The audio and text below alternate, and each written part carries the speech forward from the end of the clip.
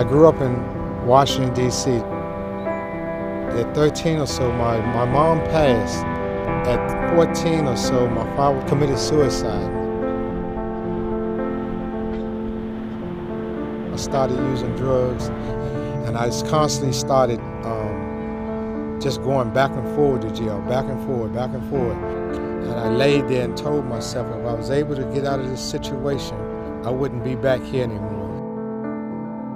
I came out and I was homeless at this time and sleeping on the street. When my husband George was chairman of the board and CEO of National Capital Bank, he was really concerned about the aggressive panhandling that was happening on Capitol Hill and the homeless that were sleeping on the streets. So he wanted Capitol Hill to be a world-class city. And he did this by thinking that the bid, or putting the homeless to work, was a much better solution. What Ready, Willing, and Working does, I think, is give them a program, gives them support, gives them a guidance, and at the same time, they're earning money.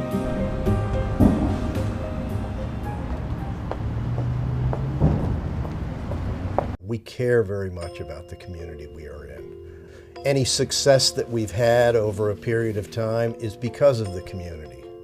And therefore, we take our responsibility to the entire community quite seriously as well. Back in 1889, my great-grandfather was operating a brewery and decided they needed a community bank up here on Capitol Hill. Today, we are celebrating our 123rd anniversary right here on Capitol Hill as this community's go-to bank, if you will. It's very heartwarming for us as members of this family to be a part of the Capitol Hill community and to support organizations like Ready, Willing, and Working.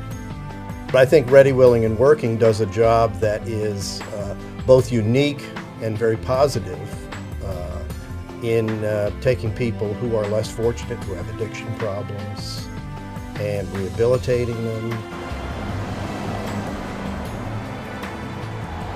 I wanted to change my life, but I had no idea where to go or what, and somehow I saw these guys with some blue and asked them, where were y'all at and what are y'all doing? And they told me it's Ready, Willing, to Work. And I got into that program and started working, cleaning the Capitol Hill area. Right now, if it wasn't for Ready, Willing, to Work, I probably wouldn't be here. I'll probably be somewhere sleeping on a park bench or in somebody's hallway.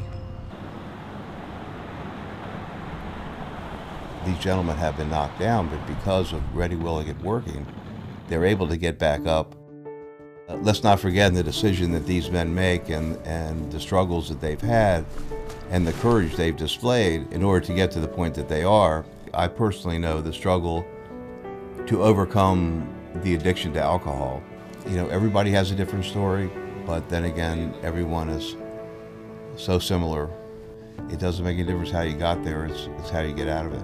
And that's what Ready, Willing, and Working does, is they give you the tools to be able to focus on the positives, your job, your housing, your basic needs, and then it's up to you. It's always going to be up to that individual, but at least they're going to have a good start to make good decisions. But the magic and the miracle comes in when the community supports an organization like this, when they see the benefits from it.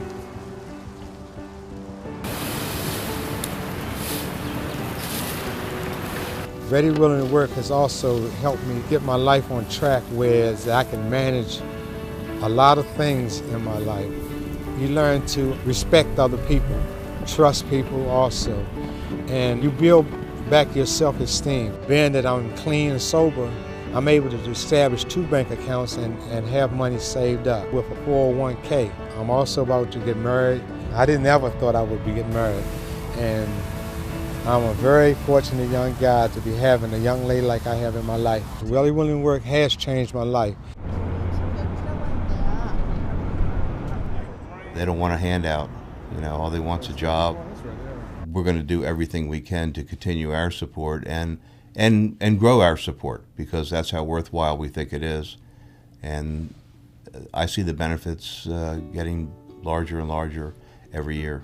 The gentlemen benefit, society benefits, the community benefits. Anybody who donates to the program is going to benefit because you've helped Ready, Willing, Working recreate a life. And that's basically what they're doing. That's the miracle, and what more noble gesture or mission could there be than recreating somebody's life.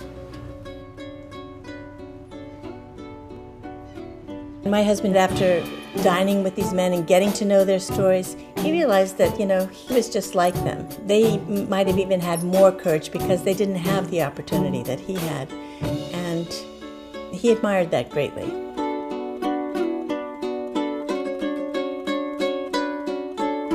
Okay, shall we light this tree?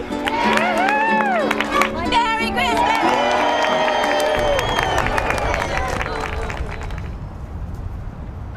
At his funeral, I thought, well, wouldn't it be great if we could get the men in blue to form an honor guard? As I followed his casket up the aisle, it was so comforting to see the men that he admired so much.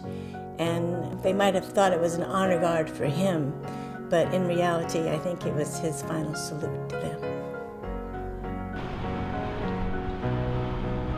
I'm close to going on 5 years here and loving every minute of it. They have given me a big lift in my life, and with that lift, I have lifted myself more. I wouldn't give up this job for nothing.